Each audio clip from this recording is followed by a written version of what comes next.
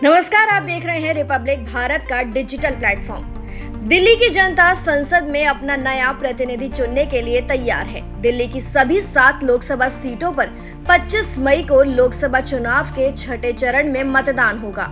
परंपरा के अनुसार दिल्ली में आम चुनाव आमतौर पर एक ही चरण में आयोजित किए जाते हैं। 2024 में भी भारत के चुनाव आयोग ने केंद्र शासित प्रदेश में 18वीं लोकसभा चुनाव एक ही चरण में कराने का विकल्प चुना है। दिल्ली के अलावा 25 मई को 7 राज्यों की 51 लोकसभा सीटों पर भी वोटिंग होनी है। मौजूदा लोकसभा चुनाव के छठे चरण के मतदान के लिए प्रचार गुरुवार को समाप्त हो गया। दिल्ली लोकसभा चुनाव में भारतीय जनता पार्टी और कांग्रेस आम आदमी पार्टी गठबंधन के बीच दो तरफा मुकाबला है। बीजेपी राष्ट्रीय राजधानी की सभी 7 लोकसभा सीटों पर चुनाव लड़ रही है। दोनों पार्टियों के बीच सीट बंटवारे के समझौते के तहत कांग्रेस जहां 3 लोकसभा सीटों पर चुनाव लड़ रही है, तो वहीं आप 4 सीटों पर चुनाव लड़ रही है। कांग्रेस चांदनी चौक, उत्तर पूर्वी दिल्ली और उत्तर पश्चिमी दिल्ली में चुनावी मैदान में है। इंडी गठबंधन के तहत आप नई दिल्ली, दक्षिणी दिल्ली, पश्चिमी दिल्ली और पूर्वी दिल्ली में चुनाव लड़ रही है। 7 सीटों पर कहां से कौन उम्मीदवार? चांदनी चौक। पिछले 2 लोकसभा चुनाव में चांदनी चौक सीट बीजेपी के खाते में रही है।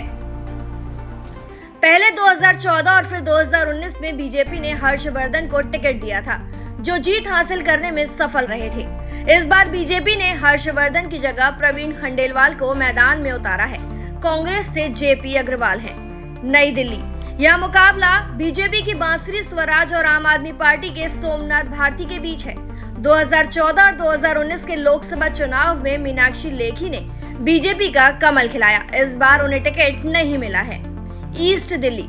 2014 के लोकसभा चुनाव में बीजेपी से महेश गिरी जीते थे। उसके बाद 2019 में पूर्व क्रिकेटर गौतम गंभीर ने यह सीट जीतकर बीजेपी के खाते में डाली। दोनों ही चुनावों में यहां बीजेपी का खाता खुला।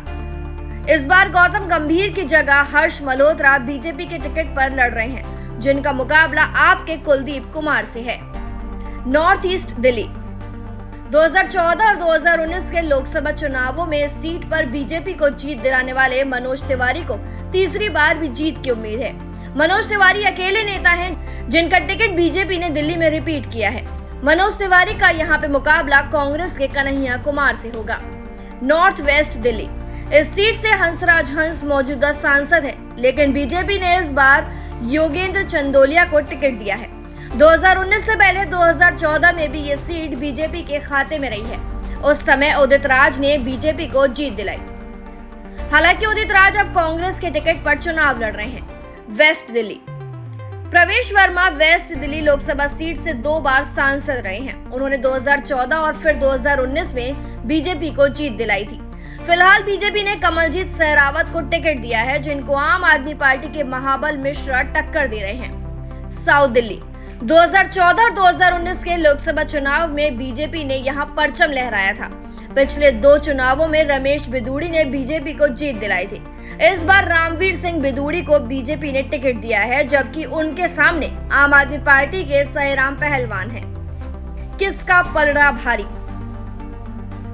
पिछले 2 लोकसभा चुनाव 2014 और 2019 के पैटर्न को समझा जाए तो बीजेपी का पलड़ा इंडी गठबंधन के मुकाबले ज्यादा भारी है।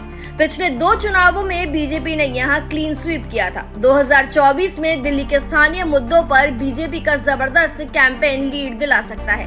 सबसे दिलचस्प ये है कि इंडी गठबंधन में कांग्रेस और आम आदमी पार्टी दोनों हैं, लेकिन दोनों का ये गठबंधन राष्ट्रीय राजधानी में मजबूरी वाला ज्यादा दिख रहा है, इसलिए कि शुरुआत में गठबंधन को लेकर तकरार थी।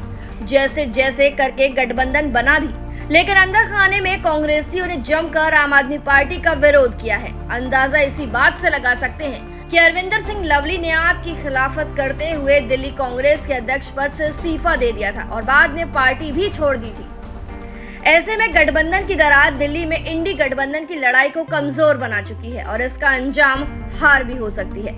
ऐसे में संभावनाएं हैं कि बीजेपी फिर दिल्ली में 7-0 से क्लीन स्वीप कर सकती है। बहरहाल फैसला जनता के हाथ में है, जो 25 मई को लिखने वाली है। नतीजे 4 जून को पता चल जाएंगे।